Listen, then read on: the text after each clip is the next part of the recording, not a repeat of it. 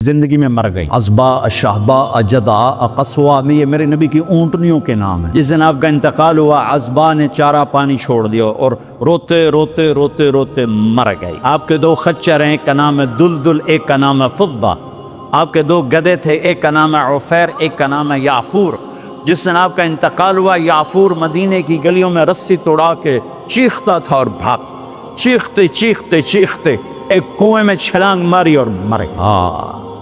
جس کے لیے جانور تڑپ اٹھے، آج اس کی امت کو یہ بھی نہیں پتا میرا نبی تھا کون۔ میں نے ایک گاؤں میں 20 نوجوانوں سے پوچھا، او بھائی ہمارے نبی کا نام کیا؟ جی پتہ کوئی نام نہیں پتا۔ اب جمعے کا خطبہ دیا کرتے تھے، مجمع زیادہ ہو گیا، صحابہ نے کہا جی ممبر بنے تاکہ آپ پیچھے نظر آئیں، کا بنا دو۔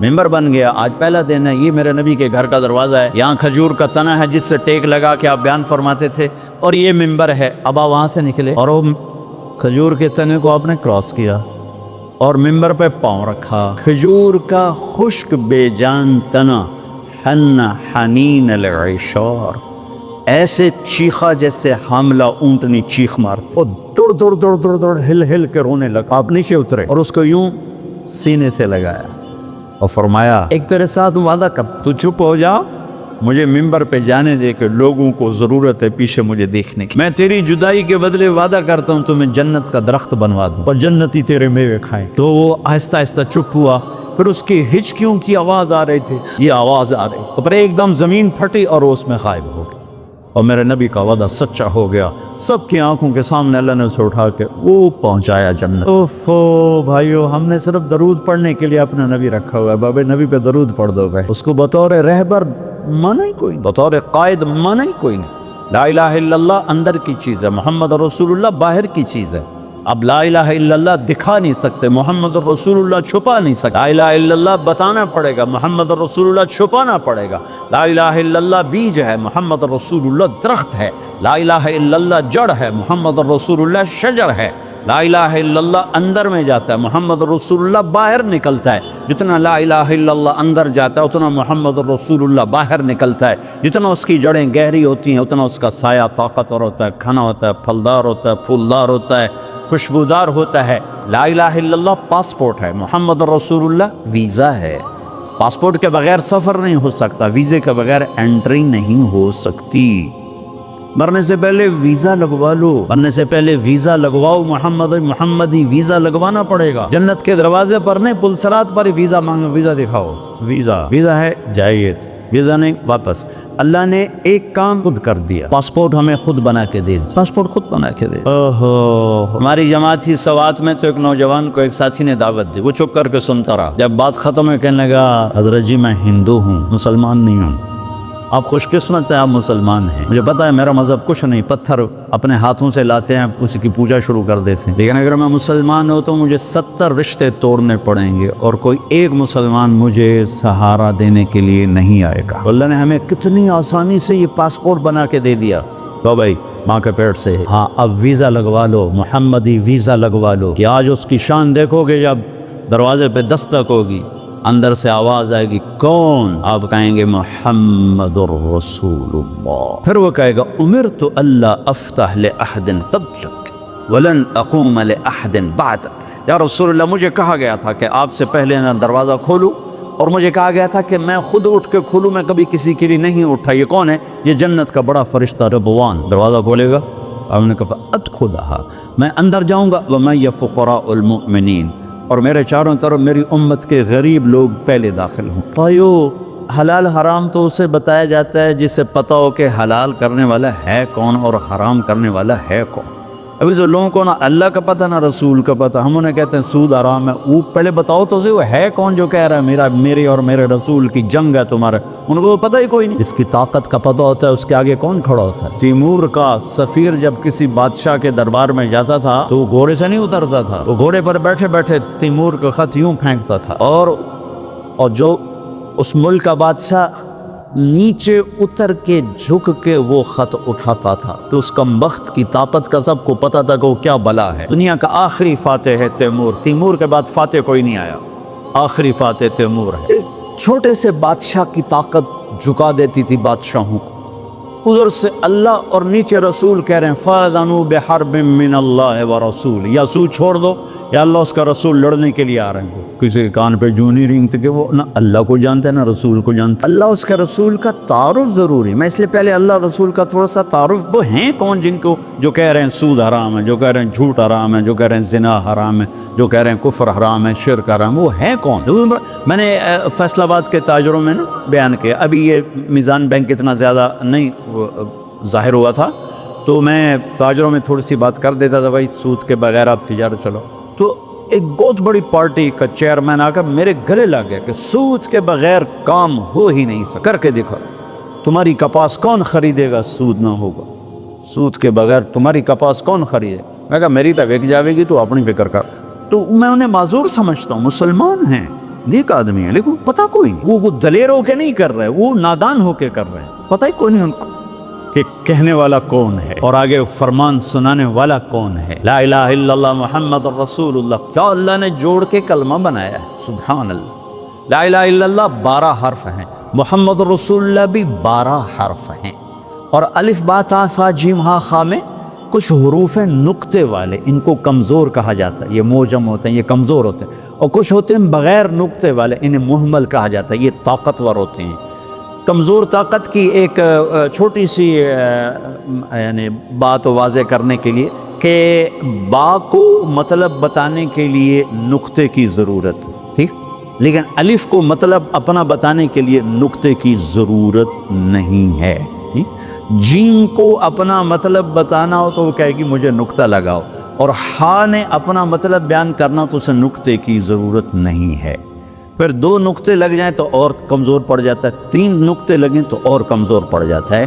یہ میں نے صرف ایک مثال سے آپ کے سامنے یہ بات واضح کرنے کی کوشش کی ہے کہ نقطے والے حروف کمزور ہوتے ہیں اور بغیر نقطے والے حروف طاقتور ہوتے ہیں۔ جب مالک الملک نے اپنے لیے نام چنا تو اللہ، کوئی حرف نقطے والا نہیں لایا، اور جب اپنے حبیب کے 2 نام رکھے تو محمد، احمد، کوئی نقطے والا حرف نہیں لایا، اور جب اپنا کلمہ جوڑا تو ایک حرف نقطے والا نہیں لایا، لا الہ الا اللہ محمد الرسول اللہ، اور لا الہ الا اللہ بھی 12 حرف ہیں اور محمد الرسول اللہ بھی 12 حرف ہیں۔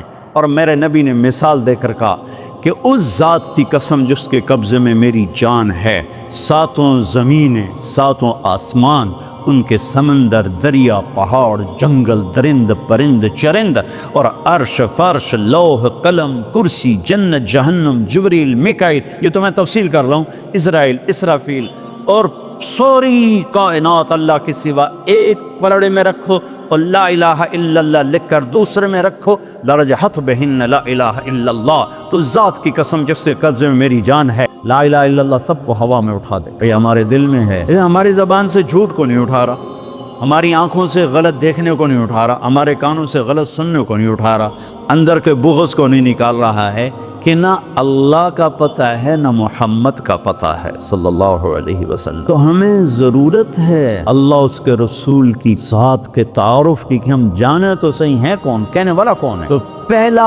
پہلا نقش لا الہ الا اللہ وہ دھندلا ہو گیا ہے، محمد الرسول اللہ یہ پہلا نقش ہے، یہ دھندلا ہو چکا ہے، تو سارا بازار جھوٹ پہ چلا گیا، سود پہ چلا گیا، کھوٹ پہ چلا گیا، ظلم پہ چلا گیا، ستم پہ چلا گیا۔ ساری سیرت میں سے 3 چیزیں میں نے نکالی ہیں، عروج و زوال کے 3 اسباب ہیں۔ جس قوم میں عدل ہوگا، جس قوم میں سچائی ہوگی، جس قوم میں دیانت ہوگی، انہیں زوال نہیں آ سکتا، چاہے وہ مسلمان ہے چاہے وہ دہری ہے۔ دہری ہے کوئی مذہب والے نہیں، اللہ کو مانتے ہی نہیں ہے، اگر ان میں عدل ہے، اگر ان میں سچائی ہے اور ان میں دیانتداری ہے، انہیں زوال نہیں آ سکتا۔ آخرت کا فیصلے آگے ہیں، دنیا میں انہیں زوال نہیں آ سکتا، ان پہ کوئی غالب نہیں آ سکتا۔ جس قوم میں ظلم ہوگا، جس قوم میں جھوٹ ہوگا، جس قوم میں بددیانتی اور دھوکہ ہوگا، انہیں کبھی عزت مل نہیں سکتی، چاہے ساری قوم مسجد میں تہجد میں حاضر ہو اور بیت اللہ حاجیوں اور عمرے والوں سے بھرا پڑا ہو، اعتکاف کرنے والوں سے مسجدیں تنگ پڑ جائیں، لیکن اگر جھوٹ ہے، ظلم ہے اور دھوکہ ہے، عزت کا خواب بھی نہ دیکھیں، ذلت اور پستی مقدر ہو جائے گی۔ میرے نبی ایک پورا زندگی کا پروگرام لے کر، صرف 5 وقت کی نماز تھوڑے لے کر آئیں، تو 2 گھنٹے کا کام ہے، باقی کیا کریں۔ اللہ تعالیٰ نے اپنے حبیب کو الیوم اکملت لکم دینکم واتممت علیکم نعمتی ورضیت لکم الاسلام دینا، ایک مکمل پیکج دے کر بھیجا کہ میرے حبیب یہ زندگی ہے جو لوگوں کو پتہ ہی کوئی، اس کا ایک سرا اللہ سے ملتا ہے جس کو عبادت کہتے ہیں، دوسرا سرا انسانوں سے ملتا ہے جس کو اخلاق کہتے ہیں. انہی دو کی دعوت دیتے دیتے آپ دنیا سے چلے گئے. السلام ما ملکت ایمانکم، اے میری امت ایک نماز نہ چھوڑنا، ایک ماتحتوں پہ رحم کر، اپنے ماتحتوں پر رحم کر، اپنے غلام، نوکر، ملازم، کمزور پہ رحم کر. سارے میرے نبی کا دین دو چیزوں میں آتا ہے. ایک اللہ کا حق ہے جس میں عبادات ہیں، مختصر سا وہ چیپٹر ہے. 5 نمازیں ہیں اور 1 مہینے کے روزے ہیں، اور اس کے بعد حج اور زکوٰۃ مالداروں پر ہے، غریبوں پر ہے ہی کوئی نہیں. پھر حج بھی صرف صحت مند مالدار پر ہے، جو جانے کے قابل نہیں، اس سے بھی اللہ معاف فرماتا ہے. لیکن باقی 24 گھنٹے کی زندگی میں میرا نبی ایک پورا دستور لے کر آیا ہے. معاشرہ چلتا ہے میاں بیوی سے، ماں باپ سے نہیں. پہلا رشتہ میاں بیوی کا اللہ نے بنایا، پہلا رشتہ میاں بیوی کا بنا، آدم اور حوا، اور آخری رشتہ بھی میاں بیوی کا بنے گا. جنت میں جوڑا جوڑا میاں بیوی رہیں گے، اکٹھے ہوں گے سارے. وَمَنْ صَلَحَ مِنْ آبَائِهِمْ وَأَزْوَاجِهِمْ وَذُرِّيَّاتِهِمْ، اکٹھے ہوں گے. لیکن جنت کی شروع بھی میاں بیوی ہے اور جنت کا اینڈ بھی میاں بیوی ہے. ابتدا بھی میاں بیوی سے کروائی آدم حوا، اور انتہا بھی میاں بیوی سے کروائی کہ ہر آدمی جنت. اور جو یہاں بغیر شادی کے مر جاتے ہیں، اللہ تعالیٰ ان کے وہاں اپنی ثوابدید پر ان کے نکاح کروائے گا اور ان کی شادی. کچھ عورتیں بغیر لڑکیاں ہوتی ہیں، جوانی میں مر گئے، کوئی لڑکے جوانی میں مر گئے، کوئی شادی نہیں ہوئی مر گئے، تو اللہ تعالیٰ ان کی جنت میں خود شادیاں کروائے گا. تو زندگی کی جو ابتدا ہے وہ میاں بیوی سے ہوتی ہے. تو پہلا جو معاشرت میں دین کا سبق ہے وہ میاں بیوی کا ہے. تو میرے نبی نے فرمایا خیرکم خیرکم لأہلہ، بہترین مسلمان وہ ہے جو بیوی سے اچھا سلوک کرتا. وَأَنَا خَيْرُكُمْ لِأَهْلِي، اور میں تم سب سے زیادہ اچھا سلوک کرتا ہوں اپنی بیویوں کے ساتھ. پھر کہا خیرکم خیرکم لنسائہ، سب سے بہترین انسان وہ ہے جو عورتوں سے اچھا سلوک کرتا. یہاں سے گھر کو شروع کیا. گھر کی ابتدا، کائنات کی ابتدا بھی میاں بیوی ہے اور انتہا بھی میاں بیوی ہے. معاشرت کا دین خوشبو کی طرح پھیلتا ہے، خوشبو کی طرح. عبادات کا دین بنیاد کا کام دیتا ہے، اور معاشرت کا دین وہ عمارت کا کام دیتا ہے. عبادات کا دین جڑ کا کام دیتا ہے، اور معاشرت کا دین سایہ، پھل پھول، خوشبو، مہک کا کام دیتا ہے. تو میرے نبی نے 11 شادیاں کی. کوئی شوق کی تھی؟ 25 سال کا نوجوان 40 سال کی عورت سے شادی کر سکتا؟ جس عورت کے 2 نکاح ہو چکے ہوں پہلے، اور ہر نکاح سے اولاد بھی ہو، ہر شادی سے اولاد ہو. 40 سال کی عمر ہو، 2 شادیاں ہو چکی ہوں، اور شادی کرنے والا 25 برس کا خوبرو نوجوان ہو. حضرت غامدیہ کہتی ہیں، خزائیہ، ام معبد الخزائیہ آپ کا حلیہ بیان کرتے ہوئے فرماتی، رأیت رجلا ظاہر الوضاء ابلج الوجه حسن الخلق لم تعبه فجلا لم تزری به صعلا وسیم قسیم حسین. کیا الفاظ ہے! فی عینیہ دعج، فی صوتہ سحل، فی لحیتہ کثافہ، فی عنقہ سطع. میں نے ایک جوان دیکھا ایسا حسین، چمکتا چہرہ، نہ نکلا ہوا پیٹ، نہ دبلا پتلا، نہ پیٹ نکلا کہ بدصورت ہو جائے، نہ دبلا پتلا کہ بے روب ہو جائے. چہرہ روشن، حسین، آنکھوں میں چمک، خوبصورت موٹی آنکھ، آواز میں جادو، گردن لمبی، داڑھی گھنی، چہرے پر نور، 14ویں رات کے چاند کی طرح چمکتا ہوا چہرہ. وسیم قسیم، یہ 2 لفظ عجب کہے ہیں، 2 لفظ عجب کہے ہیں. وسیم کسے کہیں؟ جسے دیکھ کر آنکھ نہ بھرے اور ہر دفعہ دیکھنے کا شوق بڑھ جائے، اسے وسیم کہتے. اور قسیم کسے کہیں؟ جو ہر طرف سے خوبصورت ہو، سر سے لے کر پاؤں تک، ناخن کے انگوٹھے سے سر کے بال تک حسن ہی حسن کا پیکر ہو، اسے قسیم کہتے ہیں. تو کائنات میں حسین بہت آئے، وسیم ایک ہی آیا. خوبصورت بہت آئے، قسیم ایک ہی آیا، وہ ہے محمد الرسول اللہ صلی اللہ علیہ وسلم، جن کو دیکھ کے آنکھ نہیں بھرتی تھی اور ہر طرف سے حسن حسن. 40 سال کی عورت سے شادی ہوئی اور پوری جوانی ایک عورت کے ساتھ گزار. 50 سال آپ کی عمر ہوئی تو حضرت خدیجہ کا انتقال ہو، 65 سال کی عمر کی عمر، اور اس کے بعد شادیوں کی لائن لگ گئی. معاشرت سمجھانی تھی، زندگی سمجھانی تھی. آپ نے فرمایا ما زوجت وما تزوجت الا بوحی من السماء اتى به جبرائیل. کہ میں نے کسی بیٹی کی شادی نہیں کی اور کوئی شادی نہیں کی جب تک کہ اوپر سے حکم نہیں آیا اور جبریل لے کر آیا. پھر آپ نے فرمایا ما تزوجت وما زوجت الا اہل الجنہ، میں نے کسی عورت سے شادی، کی ہو، میں نے اپنی بیٹی کی کسی سے شادی کی ہو، سب کے لیے میرے اللہ کا فرمان ہے کہ سب جنتی۔ تو 25 سال کی عمر میں 40 سال کی عورت سے شادی کا کیا تک بنتا ہے؟ اور حسن ایسا کہ دیکھنے والے آنکھ نہ بھرے۔ حضرت عائشہ کپڑا سی رہی تھی، سوئی گر گئی، تو وہ کمرے میں ایسی روشنی نہیں کہ ان کو سوئی نظر آئے، تو وہ ایسے ایسے ٹٹول رہی تھیں۔ اتنے میں آپ کمرے میں داخل ہوئے تو آپ کے چہرے کے نور سے سوئی چمکنے لگی۔ عکس پڑتا ہے جو ایسی ہستی ہو، وہ تو 25 سال کا ہے تو کوئی 20 سال کی لڑکی تلاش کرے اپنے لیے۔ 40 سال 50 سال کی عمر میں حضرت خدیجہ جدا ہوئی آپ سے جب آپ 50 سال کے تھے، تو اس کے بعد شادیوں کی لائن لگ گئی۔ الا بوحی من السماء اتى به جبریل، کہ ہر شادی آسمان سے وحی آئی۔ جب آپ نے حضرت فاطمہ کا نکاح فرمایا تو مجمع کو مسجد میں جمع فرمایا کہ لوگوں، جبریل میرے پاس اللہ کا پیغام لائے ہیں کہ میں فاطمہ اپنی بیٹی کا نکاح علی سے کر دوں، لیکن میں قربان جاؤں شریعت مصطفیٰ پر، آسمان سے وہی آئی ہے لیکن گئے ہیں فاطمہ سے پوچھنے، بیٹی علی کا رشتہ آیا ہے، تیرا نکاح کر دوں۔ اور ہمارا بیٹیوں سے پوچھنا عیب سمجھا جاتا ہے، اور بیٹی کوئی رائے دے دے تو کہتے بڑی بے حیا۔ آسمان سے وہی آ چکی ہے کہ علی کے ساتھ فاطمہ کا نکاح کیا جائے، پھر میرے نبی پوچھنے جا رہے ہیں، فاطمہ علی کا پیغام آیا ہے، تیرا نکاح کر دوں؟ جب انہوں نے ہاں کہا، پھر جا کر کہا جاؤ مجمع اکٹھا کرو، پھر لوگوں کو اکٹھا فرمایا، پھر ممبر پہ کھڑے ہو کے فرمایا کہ لوگوں، میرے اللہ نے مجھے جبریل پیغام لے کر آئے کہ میں اپنی بیٹی فاطمہ کا نکاح علی سے علی کو سامنے بٹھایا اور سارا مجمع گا۔ پھر آپ نے خطبہ پڑھ کے کہا، علی میں نے 400 درہم مہر کا عوض اپنی بیٹی فاطمہ بنت محمد کو تیرے نکاح میں دیا، تو نے قبول کیا؟ تو انہوں نے زور سے کہا میں نے قبول کیا، اور سجدے میں سر رکھ دیا اور زور سے یہ دعا پڑھی، رب اوزعنی ان اشکر نعمتک التی انعمت علی وعلی والدی۔ اس پر آپ نے کہا آمین۔ پھر آپ نے سارے مسجد میں کے حاضرین کو شہد کا شربت پلایا، کھجور کھلایا۔ سبحان اللہ، کیا پیاری زندگی ہے، کیا خوبصورت زندگی ہے، اس سے زیادہ عورت کے حقوق اور کیا کوئی بیان کرے گا۔ حضرت ام ایمن بیٹھی تھی، ان کا بیٹا محمد پانی تو پلا، تو عائشہ ناراض ہو گئی، کہا تو رسول اللہ سے کہتی پانی پلا؟ کہا کیوں نہ کہوں، میں نے دودھ پلایا ہے۔ اب تو 8 عورتوں نے دودھ پلایا ہے، ماں سمیت، ماں کے علاوہ 7 اور عورتیں، جن میں سے ایک ام ایمن، حلیمہ کا تو نام مشہور ہو گیا، 6 اور بھی، ان میں ام ایمن بھی ہیں۔ تو انہوں نے کہا میں نے دودھ پلایا ہے، تو اب جلدی سے اٹھے، گلاس اٹھایا، کہا ہاں ہاں عائشہ یہ میری ماں ہے۔ آپ نے خود گلاس پیش کیا۔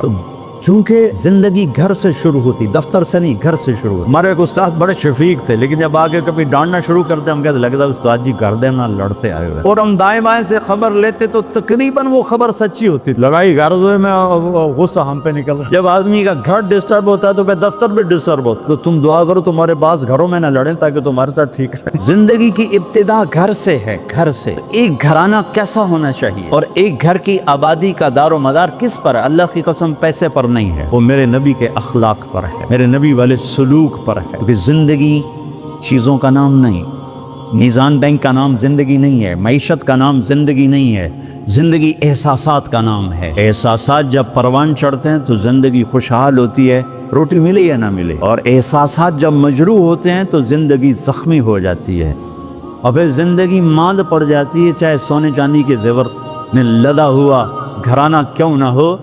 جب احساسات بکھرتے اور ٹوٹتے ہیں تو زندگی تباہ ہو جاتی، جب احساسات پروان چڑھتے ہیں تو زندگی آباد ہو جاتی ہے، اور احساسات کو پانی ملتا ہے نبی والے اخلاق سے، زیور سے نہیں، پیسے سے نہیں، ڈگری سے نہیں۔ تھوڑی دیر پہلے خاتون ملی اور پھوٹ پھوٹ کے رونے لگی، اربوں پتی آدمی کی بیگم، کہ میں اس دولت کو کیا کروں، میرے خامن کا سلوک ہی میرے ساتھ اچھا نہیں، میں اس دولت کو کیا کروں۔ تو میرے نبی، میرے بھائیو، ایک زندگی دے کر گئے ہیں جو شروع ہوتی ہے گھر سے۔ ایک گھر کو بچانے کے لیے سینکڑوں آیات قرآن نے اتاری۔ میں تو مفتی نہیں، مفتیوں سے سنی بات بتا رہا ہوں کہ ایک آدمی کہتا ہے انشاءاللہ میرا یہ پلاٹ مسجد کے نام وقف، تو اس کے یہ کہنے پر وہ وقف ہو گیا، اب وہ واپس نہیں لے سکتا، اس لیے کہ اللہ خود چاہتا ہے کہ تم اللہ کے نام پہ خرچ کرو۔ تو میں کہتا ہوں جی انشاءاللہ میرا یہ قالین مسجد کے نمازیوں کے لیے وقف ہو گیا، تو اب یہ ہو گیا، میں واپس نہیں لے سکتا۔ لیکن ایک آدمی یوں کہتا ہے انشاءاللہ میری بیوی کو طلاق تو یہ مفتی کہتے ہیں نہیں ہوئی. اس نے کہا تھا اگر اللہ چاہے تو میری بیوی کو طلاق، اور اللہ چاہتا ہی نہیں کوئی اپنی بیوی کو طلاق دے، اسی لیے طلاق نہیں ہوئی. ایک گھر کو بچانے کے لیے سینکڑوں ہزاروں سورہ نساء، سورہ مریم، سورہ طلاق، سورہ تحریم. آپ نے کہا علی طلاق سے بچنا، جب طلاق دی جاتی ہے تو اللہ کا عرش کانپ اٹھتا ہے. جب گھر بگڑتا ہے تو وہاں سے معاشرہ بگڑتا ہے، جب گھر سنورتا ہے تو وہاں سے معاشرہ سنورتا ہے. تو پہلا میاں بیوی ہیں، ان کا آپس میں سلوک کیسا ہے. اور چونکہ کسی کی لڑکی کو مرد لے کے جاتا ہے تو اس کی طرف شریعت زیادہ متوجہ ہے. عاشروہن بالمعروف، ان عورتوں سے اچھا سلوک کر، ان سے حسن سلوک، ان سے میٹھا بول، ان سے درگزر. کمزور سے کیا لڑنا. ایک نوجوان آیا کہنے لگا جی بیوی سے جھگڑا رہتا ہے، کوئی وہ دو مجھے، کوئی تویز دو. میں نے کہا بیویوں پہ تویز چلتے ہی نہیں. کہنے لگا تو کیا کرو. میں نے کہا ایک کام کرو ہو جائے گا معاملہ ٹھیک. کیا؟ میں نے کہا جب تم کھانے پر بیٹھو تو روزانہ 2-4 لقمے اپنے ہاتھ سے کھلا دیا کرو گا. کوئی لمبا چوڑا کام نہیں بن. کچھ دن بعد اس کا ویسے ہی فون آ گیا تو مجھے اپنی بات یاد آ گئی. میں نے کہا میری بات پہ عمل کیا تھا. کہنے کا نہیں. کیوں؟ کہنے کا شرم آتا. میں نے کہا لڑتے ہوئے شرم نہیں آتا. بھائی کمزور سے بھی کوئی لڑتا ہے. اپنے گاما پہلوان کا نام سنا؟ گاما پہلوان یہ رستم زمان کا ٹائٹل اس نے لندن میں اس کو تاج پہنایا گیا تھا.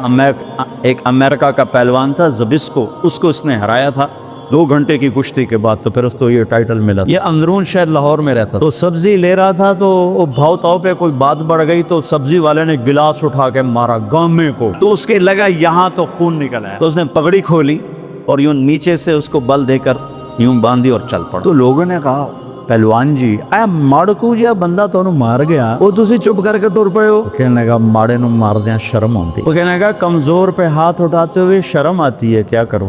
وہ تو پھونک مارتا تو اڑ جاتا. کہا کمزور پہ ہاتھ اٹھاتے ہوئے شرم آتی. میں کہا بے وقوف، اور تمہیں لڑتے ہوئے شرم نہیں آتی؟ چلو جا کے میری بات پہ عمل کرو. 1 گھنٹے بعد اس کا فون آیا. کہا مولوی صاحب عجب ہوا. میں نے کہا کیا ہوا؟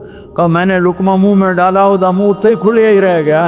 اس نے کہا یہ تمہیں کسی اور نے پٹی پڑھائی ہے، تو نہیں کر سکتا. مجھے بتا کس نے؟ انہوں نے کہا مجھے تو مولوی طارق جمیل نے بتایا. کہا اس نے اسی وقت ہاتھ اٹھا کے دعا کرنے شروع کر دی میرے لیے کہ اللہ اس کا بھلا کرے جس نے تمہیں یہ انسانیت سکھائی. اب گھر کی زندگی کو پیسے سے خوشگوار دیکھنا چاہتے ہیں، نہیں ہوگی اللہ کی قسم. گھر کی زندگی خوشگوار ہوگی تو دفتر بھی خوشگوار ہوگا. اور گھر کی زندگی میں نبوت والے اخلاق آئیں گے تو زندگی پروان چڑھے گی. جو میرے سامنے مرد عورتیں ہوتی تو میں عورتوں کے حقوق کے لیے جو اللہ کے نبی نے فرمایا بھی بتایا تھا کہ اگر میری شریعت میں سجدہ ہوتا تو میں عورت سے کتاباً خامند کو کرے. لیکن زیادہ جو میں دیکھتا ہوں اس میں احادیث میں وہ مردوں کی طرف خطاب زیادہ ہے، چونکہ وہ لے کے جاتا ہے اور وہ بوجھ اٹھاتا ہے اور وہ ذمہ دار بنتا ہے. تو حضرت عائشہ رضی اللہ تعالیٰ عنہ چھوٹی عمر کی، تو آپ ان کو لقمے بنا کے کھلاتے. ایک دفعہ حبشی کھیل رہے تھے مسجد میں خنجروں کے ساتھ، تو آواز سن کر حضرت عائشہ کہنے لگی یا رسول اللہ میں نے یہ حبشیوں کا رقص دیکھنا ہے.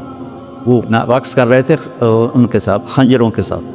ہمارے بچپن میں ہمارے دیہاتوں میں ہوتا تھا، چھوٹے ہم تھے تو اس وقت ہمارے یہ جب ٹیلی ویژن نہیں ہوتے تھے تو ہم مغرب کے بعد سورے چاندنی راتوں میں کھیتوں میں بیٹھ جاتے تھے بڑے چھوٹے. تو پھر یہ اس کو ہم گتکا کہتے تھے، گتکا. تو ہم نے کہا اچھا آ جاؤ. تو ان کو پیچھے کھڑا کیا، اونٹ بن گیا اور آپ سامنے کھڑے ہو کر تماشا دکھانا شروع کرتے. ورنہ آپ کہتے تو نبی کی بیوی ہو کر لا یا نہیں کر دی، چل بیٹھ قرآن پڑھ. کھڑے آپ تھک گئے. ہم نے کہا عائشہ بس نہ کریں. کہنے کہ نہیں بس نہیں، ابھی میرا دل نہیں بھرا. تو پھر آپ کھڑے آپ یوں سہارا لے رہے تھے، تھک کر نا کھڑے یوں ہو جاتے، تھوڑے بعد یوں ہو جاتے، چکا تھک پھر تھوڑے بعد یوں ہو جاتے. جب تک حضرت ام عائشہ نے نہیں فرمایا بس آپ کھڑے رہے. یہ کائنات کے افضل ترین ہستی رحمت للعالمین. پھر دوسری اکائی بنتی ہے ماں باپ. اس کے بعد ماں اور باپ کا روپ انسان دھارتا ہے. تو پہلا حق اولاد کا ہے، پہلا حق ماں باپ کا نہیں. اس کو تو پتہ ہی نہیں جو گود میں ہے کہ میری ماں کون ہے میرا باپ کون ہے. اسے صحیح تعلیم دینا اور اسے انسانیت سکھانا ماں باپ کے ذمہ. سکھائیں اسے اے لیول او لیول، اور توقع کریں کہ اماں ابا کو بھی مانے تو کیسے مانے. ایک شخص آیا حضرت عمر کے پاس، کہا یہ میرا بیٹا بڑا نافرمان ہے. تو عمر رضی اللہ تعالیٰ نے اٹھایا کوڑا مارنے کے لیے. انہوں نے کہا یہ میری بات سن. کیا؟ کہا ماں پیو کا بھی بڑا حق ہے پر کوئی اولاد کا بھی حق ہے. آپ نے کہا ہاں. تو ذرا بتا دیں. تو فرمایا پہلا حق ہے کہ اچھی ماں دے، دوسرا حق یہ ہے کہ اس کا نام اچھا رکھے، تیسرا حق یہ کہ اس کو قرآن کی تعلیم دے. تو کہا پھر آپ میرے ابے کی کارگزاری سن لو. اس نے مجھے حبشی ماں دی ہے لونڈی، مجھے اچھی ماں نہیں دی. پھر اس نے میرا نام رکھا ہے جولان، جولان کہتے ہیں گندگی کے کیڑے کو. پھر اس نے آج تک مجھے قرآن کی شکل نہیں دکھائی. حضرت عمر نے وہی سوٹا ادھر پھیر دی. وہ بے وقوف پہلا مجرم تو ہے. وہ تو ایک پتھر ہے، اس کو تراش خراش کی ضرورت نہ تراشیدہ وہ پتھر ہے. تو پہلی حود ماں باپ ہیں ماں باپ اتنا وقت نکالیں کہ بچوں کے ساتھ کانفرنس ہو، بیٹھنا ہو، اس کو کاروبار سے فرصت نہیں، وہ تھک تھکا کے آتا ہے، وہ کیسے کونسلنگ کرے بیوی کے ساتھ، بچوں کے ساتھ؟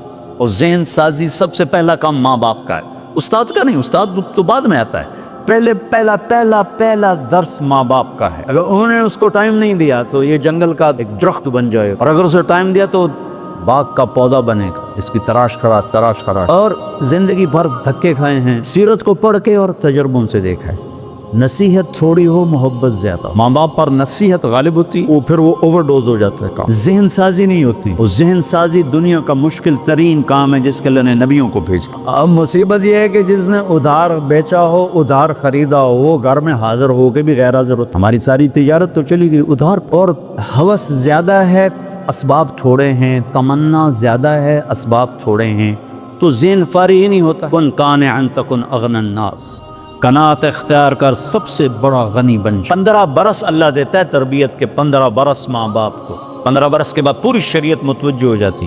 یہ 15 سال بچے اور بچی کے ان پر لگاؤ زور کہ ان کو اللہ کا تعارف کروا دو، اللہ کے نبی کا تعارف کروا دو، ان کے اخلاق ان بتا دو، ان کو آخرت بتا دو، جنت بتا دو، جہنم بتا دو، پھر ان کے شر سے تم بری ہو ذمہ۔ لیکن ماں باپ کو ہی نہیں پتا تو اولاد کو کیا پتا؟ ماں باپ اگر حق ادا کر دیں اولاد کے لیے تو پھر وہ لوٹ کر ان کی طرف آئے گا، پھر وہ اپنے ماں کو عزت دے گا، باپ کو عزت دے گا۔ ایک ہماری تہذیب تھی وہ ختم ہو گئی۔ بہت چھوٹے بچپن میں میں اپنے دادا کو تو نہیں سنبھلتا، دادا کے بھائی کو میں سنبھلتا ہوں، تو میرے دادا کے جو چھوٹے بھائی تھے ان کے بیٹے ان کے سامنے نہیں بیٹھتے تھے، حالانکہ بالکل جاہل ان پڑھ لوگ تھے دنیا کے لحاظ، لیکن ایک تہذیب تھی، ایک ثقافت تھی، دیہات کی، پنجاب کی، غریب کی، امیر کی، ان کے پیٹھ پیچھے بیٹھتے تھے، سامنے نہیں بیٹھتے، سامنے بلاتے تو وہ کھڑے ہو جاتے تھے، بیٹھتے نہیں تھے، کھڑے رہتے۔ تو وہ تہذیب تو ہمارے ہاتھوں سے نکل گئی، چلی گئی۔ ہر چیز خلط عملا صالحا واخر سیئا کی بجائے اختلط الحابل بالنابل، وہ اچھا برا سب مل کے ہم اپنی ثقافت تہذیب کھو چکے ہیں۔ کچھ وقت ماں باپ اپنے بچوں کو دیں، میاں بیوی آپس میں جب بیٹھو کبھی موبائل فون چالو نہ رکھو ورنہ تھوڑی ہرے لے لڑائی ہو۔